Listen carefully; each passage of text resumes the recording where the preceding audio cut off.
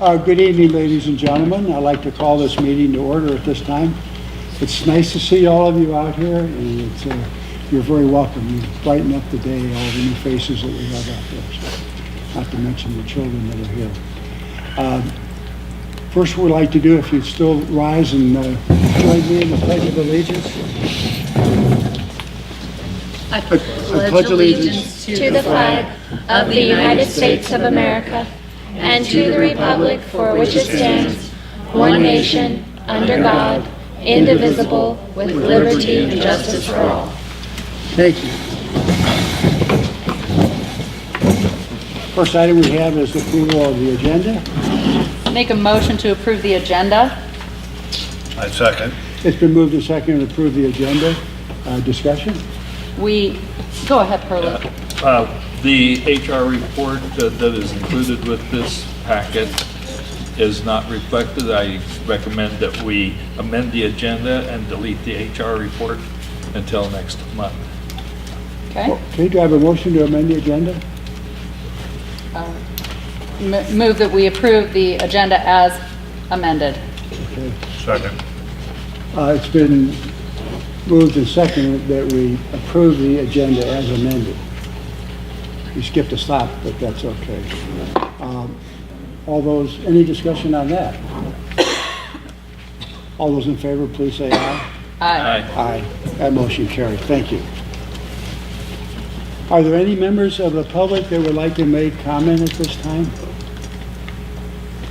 Okay. In that case, we'll move ahead. We have two things we'd like to bring up. It's both administration, the Kootenai Elementary School, and student recognition. And at this time, I'd like to turn it over to their principal, Kelly Knowles. Welcome. Thank you. So I will start I have a quick presentation just to tell you guys a little bit about our school and what we've been focusing on, and then we'll take some time to recognize the amazing students that we have at Kootenai. So first of all, our mission statement at Kootenai is that in every classroom, every day, for every child, we will inspire deep learning, awaken creativity, and develop leaders. And I think the most important part of our mission is that we do it every day, every classroom, for every child. It's really important to me, if this will go, there we go. And I think also to our staff, our climate is really important, and that we build a positive climate, and that we take you whoever you are, wherever you come from, whatever you're going through, you're welcome at Kootenai Elementary. And we're always going to be happy to see you and work with you and support you no matter what you come to us with. Kootenai is a trauma-informed and trauma-practicing school, and that means that we approach kids with mindfulness, and we just support that. Kids are going through some crazy stuff where they've experienced some things in their lives that impact their education, and that's research that I've studied a lot of, that it affects how kids' brains work and how they respond to their environment. And we work really hard to cultivate a culture that's fun and welcoming and somewhere that kids want to go and want to be a part of. We're their safe space a lot. Every day, kids know what they're going to expect at Kootenai. It's going to be the same every day, and it's always going to be fun and positive. And I feel like since all of my years in education, if you get kids to buy into what you're doing and have fun, you can teach them anything. And I feel like that is the culture that we've worked really hard to build over the past 3 years. And that has in turn affected our growth academically. I feel like this year we're just rocketing. I'm so impressed with my teachers and what they're doing and supporting kids' learning. I think that we've seen tremendous growth. This year alone is really exciting, and I think come spring when our ISAT scores come back, we're going to be really impressed with what our kids are showing us, because they're feeling comfortable, they're feeling safe, they're engaged, they're bought in, and now we're pushing them to where they should be and where we knew they could get there. So these pictures that I have up here, we try to do different things every month that supports our positive environment. We are a positive behavior support school. all the pictures of the doors in February. I hate February. It's like, I hate that month. So this is kind of a selfish thing. So I tried to make it as fun as I could at school. Just because it's so bleak and boring, there's not really any fun holidays. So we did a kindness challenge, and February was kindness month. One part of it was to decorate doors. We had a couple winners who won a pizza party. And then in the middle, our kids holding bread that they baked. One of our students, Porter Jensen's grandmother, works for King Arthur Flour Company, and they came to our school and did like a cooking show. So they taught the kids how to bake bread, and then they gave each kid enough supplies to bake 2 loaves of bread at home, 1 to keep, and then 1 that they donated, and we donated it back to the food kitchens. And we had 200 kids participate and 150 loaves come back. Wow. So we were able to donate that. Farm and Stable did it as well. But it was such a cool experience because it gave the kids an opportunity to connect at home and to teach their family how to bake, and to be able to provide food for their family and for members of the community. And so it was a really awesome experience. And the kids responded well, the teachers loved it, and the families really liked it as well. So it was a really neat thing that we did. One thing academically that we have instilled at Kootenai, this is our 2nd year, is a 30-minute reading intervention that's tacked onto the end of core instruction. So every kid is getting on-level instruction in their classroom for at least 90 minutes, and then we break into win time, which is what I need. And what that provides is 30 minutes of small group intervention and extension activities. So students are grouped based on their needs and their abilities for reading. Some of these students are in special education at this time. Some of these students are entitled reading intervention support. And other students stay in the classroom for extension opportunities. The teachers really love it too, because a lot of them are teaching those extension groups with the kids who are above grade level and need more. So they do activities with them like tie-in science or history into the literature that they're learning about, or the themes that they're focusing on for their reading block. And we've seen a lot of students grow that were struggling because of this built-in time. So this is 4 times a week that we do this. And I think that it's part of the reason why academically our scores are improving. And it's just a really neat thing too, because it gives teachers a chance to connect with kids in a smaller group setting, which they don't get to do a lot when we're teaching a whole classroom of kids. And so we're going to continue to do that and polish it, and keep it be a part of Kootenai Elementary. And the kids love it too, so it's a really neat thing that we did. Switching gears a little bit, something that we're really excited that we've started working on is we have 10 acres north of Kootenai, right here where this is where the little path goes to Brittany Loop behind Kootenai Elementary School. All of this land is owned by the school district. So we partnered with Keneeksu Land Trust to develop it into kind of like an outdoor classroom space. We've been working with them to think about what do we want to do with this to extend our learning environment outside of the school building. And we had a gentleman donate his wood chipper. So we had a whole bunch of brush back there that we found that the maintenance department had cleared and just left in a brush pile to burn, that we ended up chipping. And all of the students took turns going out there with buckets and spreading the wood chips, and we built a trail. So there's a trail around the whole property. We wrote a grant to fuel up to Play 60 and got 2 cement benches donated. So along the trail, the 2 benches are out there, and they have really beautiful views of Schweitzer.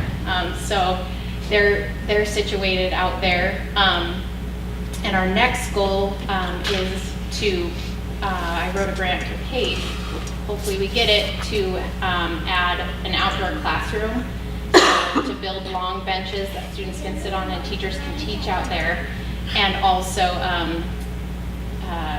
butterfly garden and natural plants that will attract bugs and things that the students can go out and study.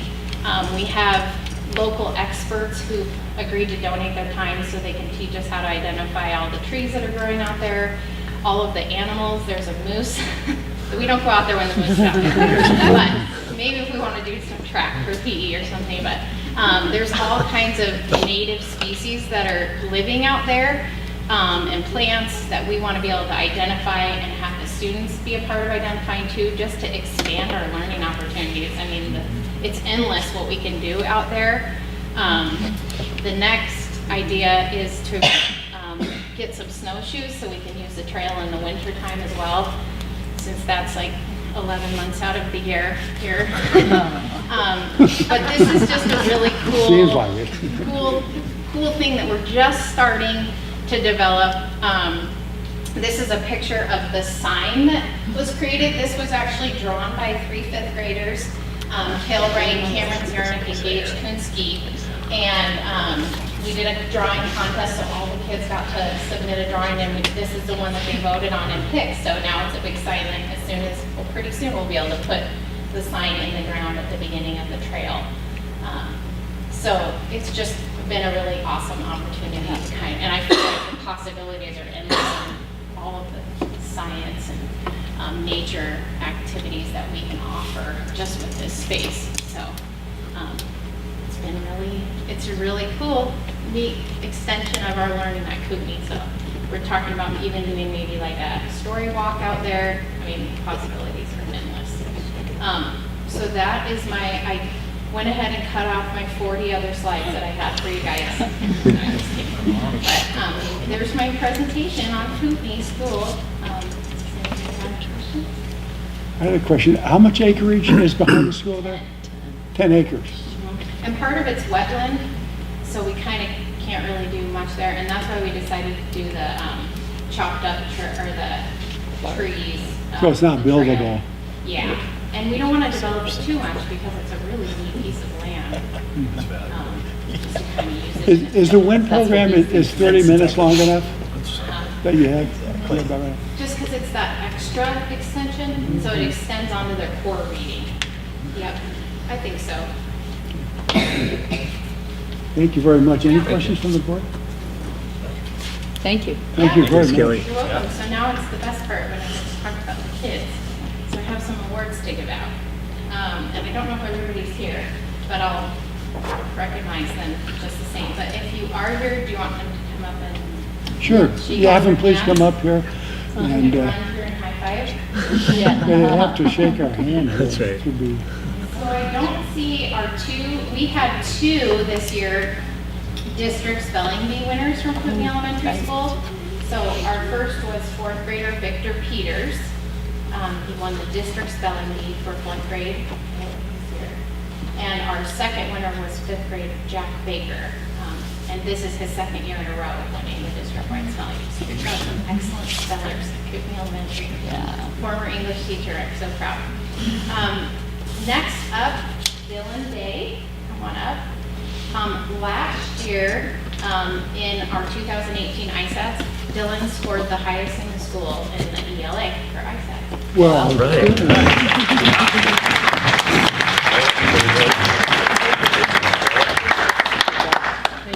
congratulations. You get to keep this. What grade did she say you were? He's a 6th grader. 6th grader? Thank you. You have to say it. Yeah, you'd have to stay. We're going to take a picture Part later. of your privilege. And then our highest in ISATs in math last year as a 5th grader was Lane Harris.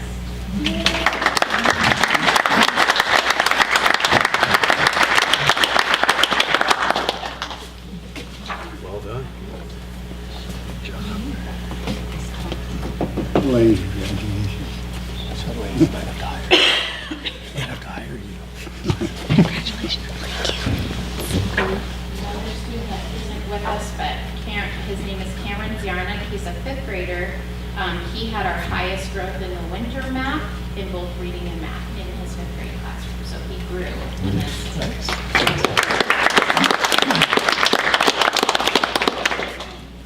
And another one of our highest growth on winter math in 5th grade for both reading and math is Braden Burr.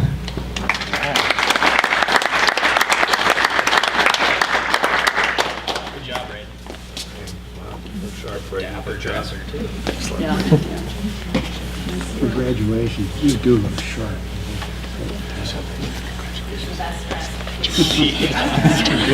Yeah. And our last student that we want to recognize is Joshua Fulla. We are recognizing Joshua for his perseverance.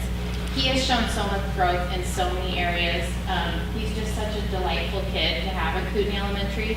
He's learning Braille to help him with reading and math, and his scores are just through the roof, and he's adapted so well. Joshua was homeschooled until last year, and so he's just become such a great part of our community, and we're so proud of him.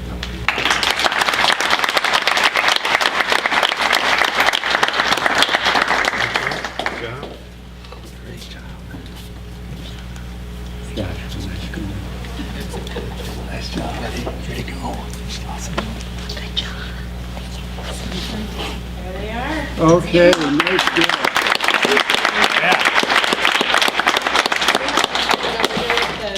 The board and have you. You guys stand in front here and we'll duck behind you. Line up in front of those guys there. Take it on your shoulders. Take it on your shoulders.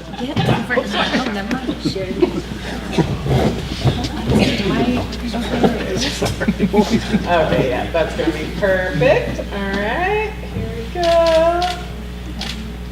Make sure that's good. Yep, all right, perfect. Thank you. Oh, wait, we got Everybody else. Thank you, Robbie. Thank you, guys. Congratulations.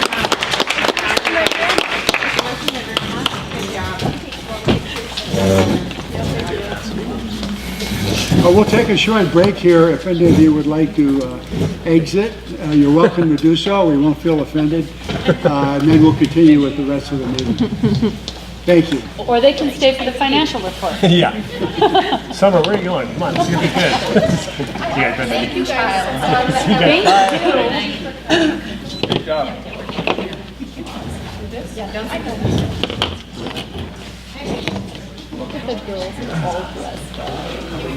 Excellent work. See you guys. Thank you. So when we shouldn't have made a second motion to approve the agenda change, but Well, what you do is, first of all, we make a motion, you second, and make the change, and then you just vote. then you know. I don't know, I'm sorry. That's a good. No, I can put the lid back on and lay it down. Yeah, you approve it, but you don't make a second motion. Thanks, Kelly. Yes, you do. That was outstanding. Make You that can motion. leave. You are dismissed. Amend, okay. So we still That's have in itself. to, approve the consent agenda, because we haven't approved it yet, we just approved the amendment to this. Yeah. Yeah. But, I mean, It's all you can do it details, in one but, step. yeah. So many parents come. It's so I great. know, I love that. Otherwise, I wouldn't know who we were. I know. Oh, totally. Yeah. And if people make more than Thank one you. amendment, Thanks for coming. well, you really get in trouble, people make more than one amendment, they keep amending it. And then- Yeah, you're right. Okay. But after we hear from Lisa, then we approve the consent agenda. Right. And then go to Exactly. closure. Yeah, okay. Boy, Lisa, I hope this doesn't hurt your feelings or anything. Right None. before you speak, the room empties. Well, we're still here. We're still here.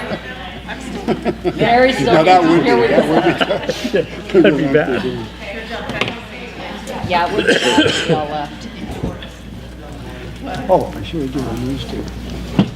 Oh, he's still out in the hall. Here, Lonnie, run these out to Kelly. I'm not clear, Mr. Chair, if you call the agenda item or not. Well, We'll wait for them. Okay, we're moving on after our short recess.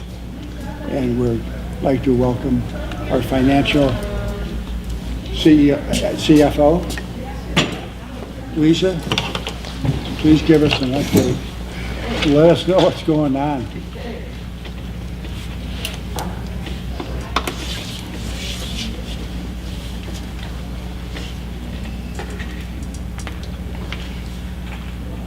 This been a little while since I've been before you, because I was traveling in February to see my father, and then we had a canceled board meeting. So I'm going to, not sequentially, but just broken up by sort of federal occurrences, local, and then close with what's been happening at the state level. So on the federal level, the Trump administration released on March 11th their proposal for fiscal year 20's budget for the Department of Ed that was represented a proposed 10% cut. I would say that's unlikely to go anywhere. Very similar to the first 2 years in office, proposing to cut the first year 13%, the year we're in 10%. Congress basically disregarded the Trump administration's budget proposals for the Department of Ed. And the cuts that were recommended for fiscal year 20 are very similar to those proposed in the past 2 years. And of course, Congress sets funding levels and has rejected those proposals the last 2 years, in fact, increasing the Department of Ed's budget. And last fall, when we were doing our projections for our supplemental maintenance and operation ballot request, we projected flat funding on the federal level, and I'm comfortable with that projection from last September for our next fiscal year as well. And then I had mentioned in February that our senator, along with Senator from Oregon, had proposed to set up a permanent endowment for the secure and rural schools funding that runs out at the end of this fiscal year. I've been in contact with Senator Crapo's office in DC a couple of times, and that's still not, it's not dead, which is a lot more hopeful than last fall. And the endowment would be structured such that there would be a cap on the funding equal to fiscal year 17 funding levels, which for us was about $125,000. And that's not something we built into our budget projections for next year, but it could be additional revenue that's unanticipated. And of course, Idaho, Oregon are the biggest benefactors. The counties get most of the money, and then the public school districts. If I transition to here locally, we passed on March 12th the maintenance and operation supplemental levy with a 56.2 passage rate. That's commensurate with the passage margin of 20 years ago. Since then, it's been higher than 56.2%. However, we had considerably less voters than 2 years ago in March of 2017. We had about 150 less no voters, but 1,600 less yes voters. And that's something that as a district we really need to attenuate to. The voter turnout has been higher, and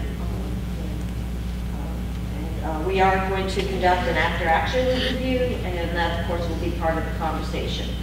And, of course, we were not the only one with something on the ballot. 47 of the 115 school districts had some kind of ballot property tax request, and not all of it passed, but that totaled $485 million in requests. So for fiscal year 20, so July 1st, 2019 starting, our supplemental levy will represent about 37% of our fiscal year 20 budget. And our budget hearing will be June 11th. I don't anticipate coming before you to give sort of a financial overview or detail the request. That actually was all handled last September, and with the successful passage of this supplemental levy. So the things that are known variables now for our fiscal year 20 our supplemental levy, which I said is going to be probably about 37% of our budget. Our state appropriation, which is about 2/3 of our, well, now going to be less than 2/3, about 60% of our budget. We did meet for the first time with our teachers union last Wednesday or Thursday, and with the exception of the health insurance benefit, I think negotiations were pretty much handled. That would mean for teachers, a minimum salary in our district of $40,000 and a maximum salary of $70,000. This is what we communicated to our voters, as well as we are putting in place for all categories of staff for the first time in our district a longevity stipend, which would be 3% of your base salary if you're a teacher or an administrator, 15 years of consecutive service in the school district and 25 years in the profession. So, and then on the state level, I would just comment that through a separate bill outside of the state career ladder, that the minimum salary for teachers next year will be $38,500, and then they've already put in legislation in fiscal year 21 that the minimum salary for teachers would be $40,000. Also on the state level, you should know that the state has approved an interim committee to look at school construction, to study the methodology for funding K-12 school construction and maintenance. The K-12 funding formula interim committee, which lasted 3+ years, did have one lengthy meeting that I actually attended, and it was in the very beginning, in the first year, and they decided not to address how Idaho does not fund at the state level school construction, renovation, or maintenance. So I don't know if this work will be completed in one summer, but they're starting that conversation. Also, for this fiscal year, the state appropriation, we have estimated payments until February 15th of every year. And then the February 15th payment is based on actuals. And our February 15th payment completely aligned with our projections from last September after we readjusted for the increase in enrollment. So that's really good news that from a fiscal year end position that projection is right on the mark. Then also on the state level, the Joint Finance Appropriation Committee, the first budget that they set was the K-12. It's the largest. That was on February 19th. And now the governor has signed it into law, and kind of the highlights of those are implementing the 5th year of the career ladder, with this one exception. I told you about the minimum salary for teachers increasing by 3.4%. It's called discretionary spending or unit funding, and also doubling the literacy money. So when we projected in September what our state appropriation come July 1st, 2019 was going to be, we projected it was going to be an increase of $1.2 million. And it fell short of that because at that point last fall, Superintendent Rivera had recommended increasing in the 5th year of the career ladder the higher rungs, the more senior teachers in the state. And JFAC took a much more conservative approach than both our governor and the Economic Outlook and Revenue Assessment Committee on projected revenues for next year. And that's really solely tied to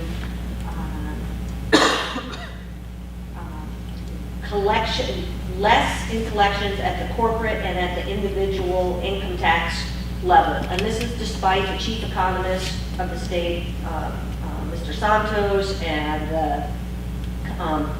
the commissioner of the Idaho State Tax Commission, Mr. Roberts, telling both the Economic Outlook Committee and JFAC that they expected it was just a cash flow issue, but that's not the position that our state has taken in all of the budget setting.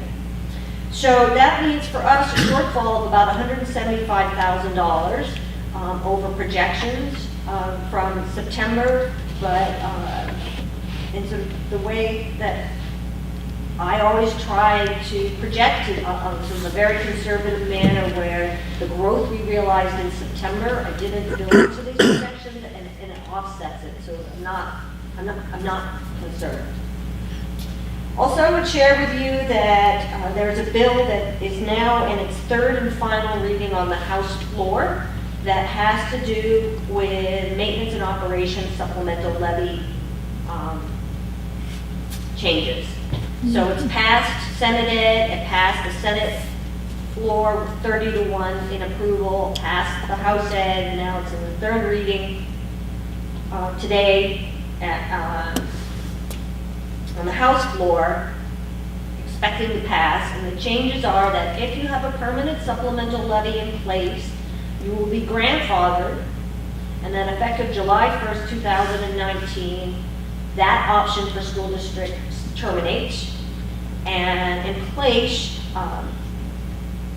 school districts can ask for supplemental levy if they've had a supplemental levy in place for 7 consecutive years, changing also no threshold. It used to be 7 consecutive years and represented 20% of your budget. So now it's 7 consecutive years, and you could ask for a maintenance and operation levy for a duration of 3 to 10 years, and you have to spell out on the ballot what you would levy each year. So Lisa, sorry. I'm sorry, go ahead, please. And right now in the state, I think they said there are 43 districts that all meet that criteria. I'm sorry, we have a couple questions here, please, go ahead. Lisa, does it, so it's 3 to 10 years, but that doesn't prevent a 1 to 2 year levy still then? Okay, Gives you that option of going on. additionally, okay. So does that take the permanent levy off the table? This is, Unless you have one in place before June 30th. Then you're of grandfathered. 2019, and it's been eliminated. Okay. And of course, subject to legislation. but- Right. right. Other questions? I'm sorry, we didn't mean to interrupt you. So as a board here, going forward, in 2 years, we would have the option of running a levy for anywhere from 2 to 10 years, is that correct? From 1 to 10. 1 to 10. 1 to 10, yeah. Yes, But the Great. permanent option's gone. right. Yeah, you can't run a permanent anymore. You And can't it's- ask Well, it for, has to pass the Has to House pass. floor, which yeah. we think by. If this passes, that's the conditions we're talking about. Well, what about the districts like Blaine County and Boise and Lewiston that have these permanent levies that have been in place? Right, they're They're grandfathered. grandfathered in, as we They're said. yeah. grandfathered. Right, so their criteria would be, if they wanted to go back to the voters, they would go back for the increment, which, they have And- historically done. Okay, please. Right. And Please the continue. option for those extended years of 3 to 10, you have to have passed 7 years of levies, Consecutive supplemental 7 levy. consecutive. Right. So not everyone is eligible for this longer extended levy option. Only those who, 7 years, not 7 levies, right? Seven consecutive years, not Years. Yes. seven levies. correct, okay. So levies are, under the existing code, levies are 2 years. One or two. We had- One or two. we had, One or two. At one point in history, we had a 1-year levy here for a couple of months, but otherwise they've been 2. Okay, Okay, thank you. thank you. And then, I want to close by talking about what's been happening with the public funding formula deliberations. And I think I'll start by saying that the session is, the legislative session is supposed to end this Friday. And the Speaker of the House originally requested that no committees meet after today. I would also share with you that throughout the last 2+ months, that Senator Woodward, who not only sat as a member on the Joint Finance Appropriation Committee, but also as a member on the Senate Education Committee, has been not only extremely responsive to our input, but asking for input and I don't want to say on a daily basis, but I'm probably not exaggerating, and multiple times a day. I would remind you that the interim committee originally committed that by December 17th, 2018, they would have a draft piece of legislation. And it's probably their nemesis that that draft piece of legislation was not released until February 1st. And it's very unusual. Normally you don't see a draft piece of legislation. You see it only when it's introduced into a committee as what's called an RS, and then it's assigned a bill number.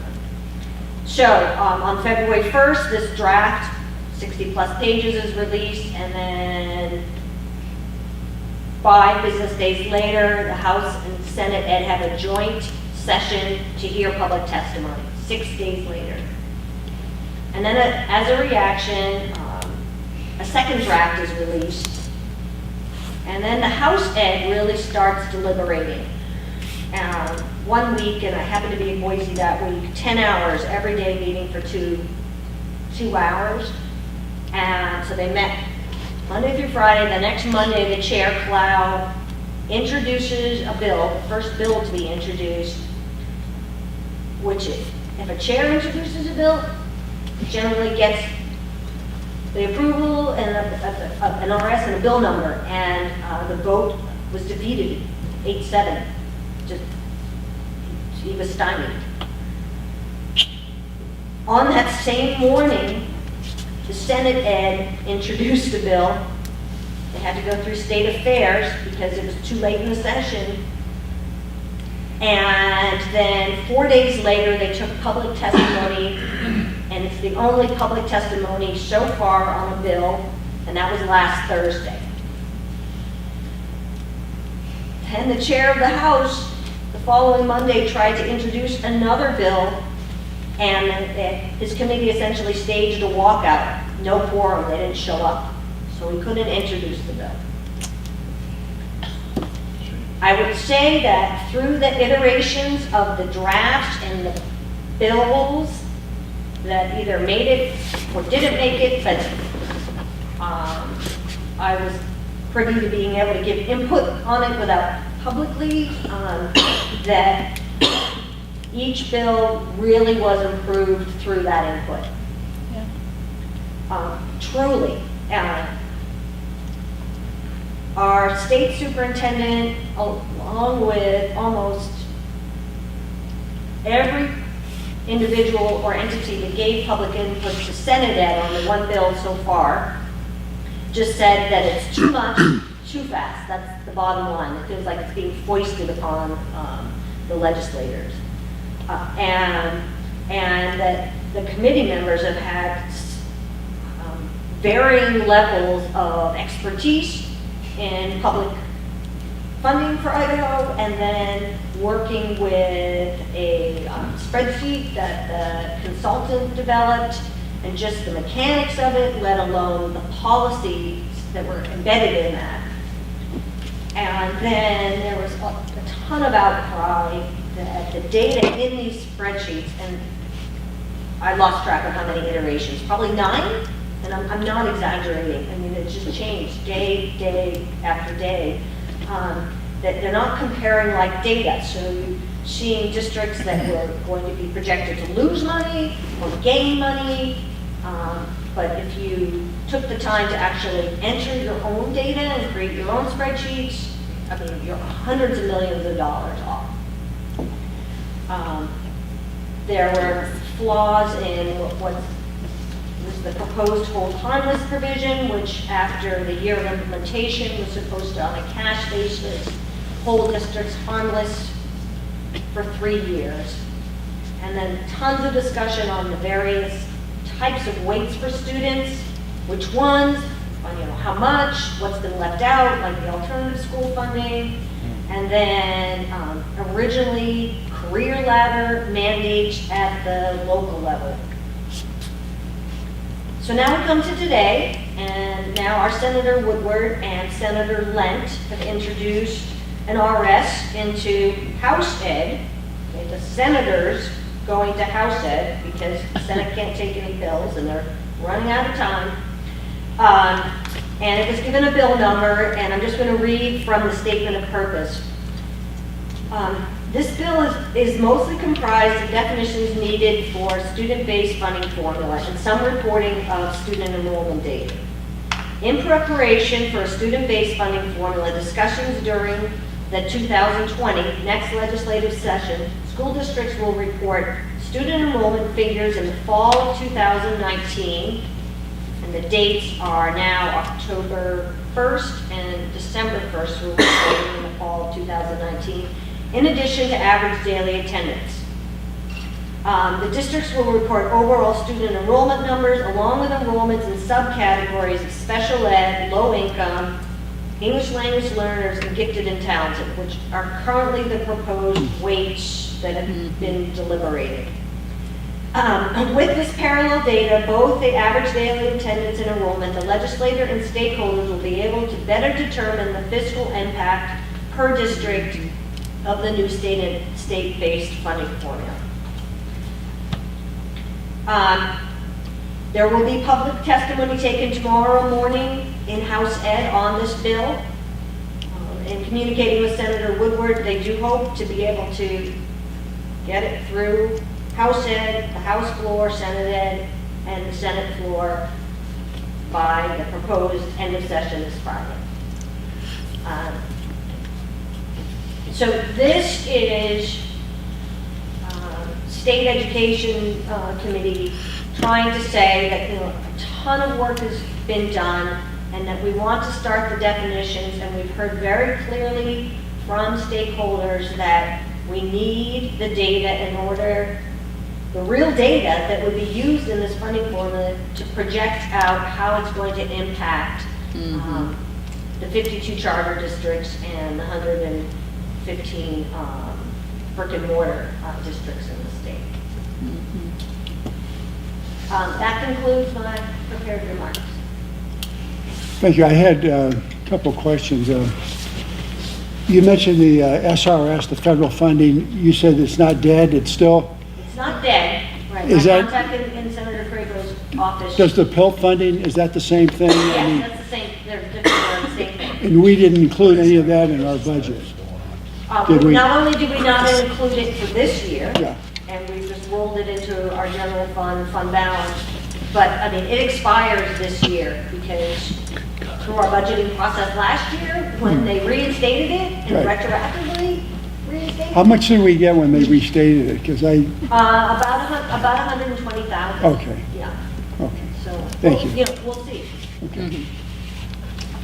Gordon, any other questions? Well, Gary? Bonnie and I were there, early in the legislative session when the new funding formula was on the table. And the sense that we got was that this new funding formula bill, the original bill was over 60 pages, and it came in very late. And, many legislators felt like it was just too much, too soon, without, enough testimony and tests, to make sure that everything was there. And so there was a lot of resistance, to that very comprehensive bill. But senators who we talked to told So us it wasn't a that- bill, it was a draft. a draft of a bill. And, the senators we talked to acknowledged that, but they were hopeful that they could get, a template of a new bill through this session. Maybe I heard the number 6. It went from 60 pages to 6 pages, a very short template of a new bill, through the legislature this session, knowing full well that the next Gary, legislative excuse me, session. interrupt you. Do you have any questions? I'm just making a comment. Okay, well, Knowing full well that it was going to be amended and additions next session. Okay. Significantly. It's a complicated mess. yeah, Right, I would just, it looks like there's not going to be hard decisions on the whole thing this year. I mean, that's, well, if this definitions bill goes through, that will represent some real changes. It's concrete definitions, and it's going to then require districts to start reporting this data. yeah, And that, I think, That's more work.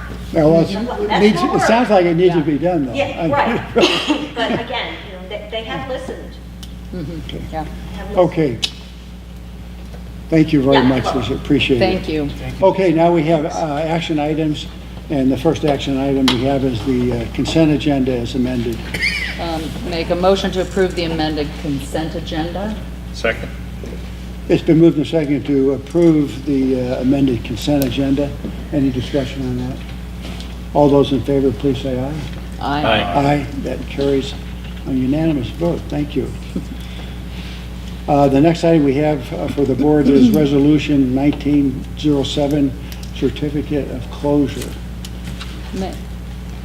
Make a motion to approve that resolution 1907 certificate of closure. Was for the date of March 12th, if anybody's curious. I second that. It's been moved and seconded that we approve the Resolution 1907, Certificate of Closure. Any further discussion? All those in favor, please say aye. Aye. That carries. Isn't that our last snow day? That is our Yes, it is. It last will be. action. So, Even better, because I'm moving to okay, we Mexico. do have announcements. So we'll start with our superintendent. Yeah, I just would like to say thank you and congratulations for your work and support on our levy. And I, for one, was thrilled with 56%. I was confident that we would pass it. I thought we might pass at a lower rate, just because when you, we really were trying to play catch up. And when you do a big jump like that, I think some voters that are typically yes voters may not be as supportive. So I was absolutely thrilled with that. So our staffing, I sent you all an email about our staffing, some of the increases that we are making. And one indicator, and Melanie, you can correct me if I'm wrong, that I think is a really good sign. We have an SLP opening, a speech language pathologist. Usually we cannot find SLPs. We've been without SLPs for lengths of time. We actually had 2 applicants, which is actually really good, fully certified, ready to go. So I'm hoping that's a good indicator of what's to come during this hiring season, and I'm expecting much deeper pools and higher caliber. So good news for us. Great. So, question. Great. Yes. The email that you sent us about the new staff positions, I mean, are those going to be effective immediately? Or As of next school year, yeah. oh, as of next school year? Yeah, the only one that I would see us adding sooner, and Lisa and I still have to talk about it, is I would like to transition the SRO in earlier, so they can kind of start learning the ropes of. To get the training and Exactly. special training for that job. Exactly, yeah. So, Good. Great. See, Tom, do you have any announcements for us? You know, I want to thank, Geraldine, Gary, and Sean came with the Panhandle Alliance for Education tour at Sandpoint High School, and I'm always thrilled to have groups come in. I always learn probably more than the people who come in, and what I learned is as much as, we can put out the great things that we do until you walk through and experience it, personally, you don't get the full effect. So I want to thank a lot of the teachers and staff that put on. We got to tour what the welding, Mr. Stark's doing in the welding program, so a lot of great community projects, the 3D design program, and then Mr. Gordon treated us with a full song of I guess you call it a circus song, Yeah, that they were getting ready very to good. play in a festival in Seattle.